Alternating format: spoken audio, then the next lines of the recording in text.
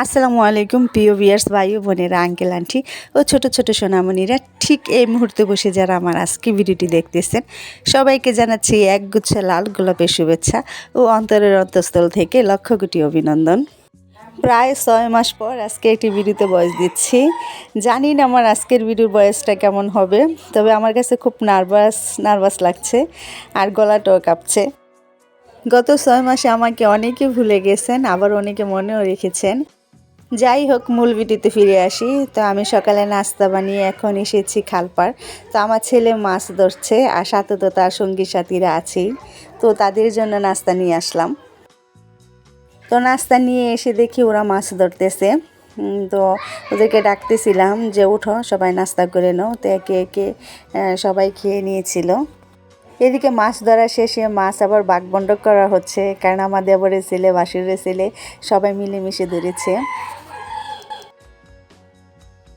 এই যে বড় শৈল মাছটা দেখতে পাচ্ছেন, এটা কিন্তু আমার ছেলে নিয়েছে, তো ওর ভাগে পড়েছে।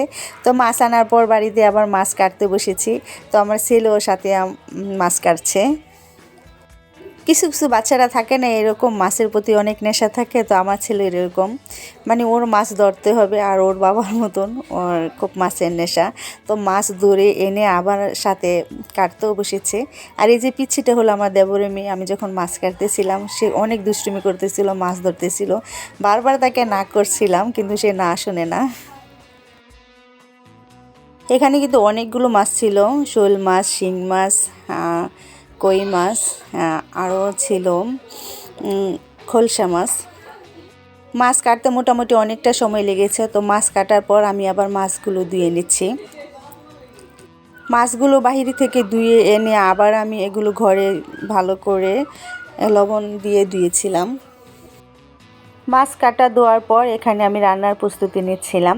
তো এখানে আমি যে কৌটায় মরিচ হলুদ নিয়ে রান্না করি সেগুলো শেষ হয়ে গিয়েছে, আর এই জন্য বড় জার থেকে এগুলো ভরে নিলাম। মশলা যা যা নেওয়া নিয়ে নিয়েছি, আর এই যে এই মাছগুলো নিয়েছি এখন রান্না করার জন্য।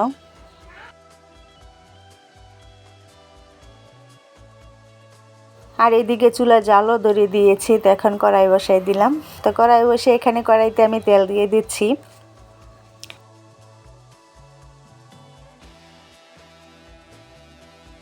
আমার ছেলের হাতে যে শোল মাছটা দেখেছিলেন না, ওইটাই এটা। তো এখানে আমি শোল মাছটা কেটে নিয়েছি, আর শোল মাছের লবণ হলুদ মরিচ মাখিয়ে নিচ্ছি। তো এখন এই মাছটা আমি ভেজে নেব। বড় শোল মাছ ভুনা করার ক্ষেত্রে একটু সময় নিয়ে ভালো করে কড়া করে ভেজে নিতে হয়, আর আমি সেটাই করছি, একদম লাল লাল করে ভেজে নিচ্ছি। আমাদের ক্ষেত থেকে কিছু ধনিয়া পাতা এনেছি, তো তাসমিয়াকে দিয়েছি সেগুলো বাছার জন্য। তাসমিয়া বেছে নিচ্ছে। শোল মাছগুলো আমি অনেক সুন্দর করে লালচে করে ভেজে নিয়েছি। তো ভাজার পর কড়াইতে কতগুলো পেঁয়াজ দিয়ে দিয়েছিলাম, তো সেগুলো ভালো করে ভেজে নিয়েছি। সাথে দিয়েছি টমেটো।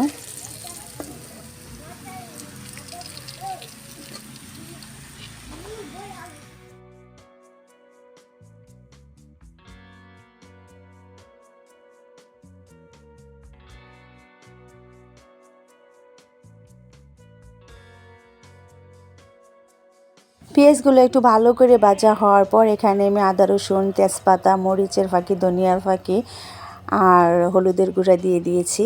তো তারপরে একটু কষিয়ে পানি দিয়ে দিয়েছি, আর একটু ভালো করে মশলা কষিয়ে এখন ঝোলের জন্য পানি দিয়ে মাছ দিয়ে দিয়েছি।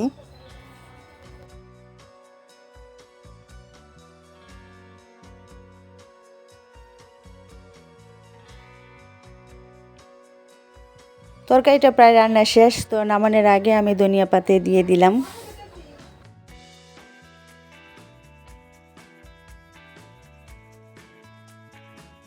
এখানে আমি কিছু কই মাছ নিয়েছিলাম, তো সেগুলো ভেজে নিয়েছি। আর কই মাছের একটু ঝোল রেখে একটু ঝোল ঝোল তরকারি রান্না করব, আর সেটাই করছি। আর এদিকে আমার দেবরের মেয়ে দেখেন আমার পাশে বসে আছে। সে ভাবছে যে আমার ক্যামেরা চালু না। তো এইদিকে সে অনেক দুষ্টুমি করতেছিল। ইচ্ছে করে এই ফুটেজটুকু রেখে দিয়েছি। তো কই মাছের তরকারিটা রান্না শেষ, সেখানে আমি ধনিয়া পাতা দিয়ে নামিয়ে নিয়েছি।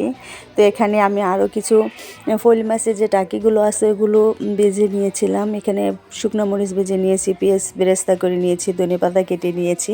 তো এইগুলো সবগুলো দিয়ে আমি এখন টাকি মাছের ভর্তা বানাবো। আমি মাছগুলো ভালো করে ভাজার পর কাটা বেছে পাটায় বেটে নিয়েছিলাম। তো এখন পেঁয়াজ মরিচ ধনিয়া পাতার সাথে মেখে নিয়েছি আর কিছু সরিষার তেলও দিয়ে দিচ্ছি। তো ভর্তাটা খুবই টেস্টি হয়েছিল। রান্নার পর এখানে আমি সব কিছু বেড়ে নিয়েছি। এখানে শোল মাছের বোনা নিয়েছি, টাকি মাছ নিয়েছি, আর এগুলো হলো খোলসা মাছ ভাজি। এখানে আরও রান্না করেছিলাম কই মাছের একটু ঝোল করে তরকারি। তো সেটাই আমি আরও রান্না করেছি শোল মাছ দিয়ে মাছ ডাল। তো এই ডালটা যে এত মজা হয়েছিল বলার কোনো ভাষা নেই।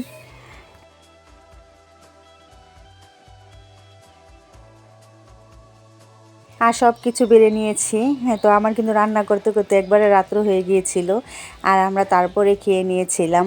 তো আজ এই পর্যন্তই, সবাই ভালো থাকবেন, সুস্থ থাকবেন। কথা হবে সামনে কোনো ভিডিওতে। আল্লাহ হাফেজ, আসসালামু আলাইকুম।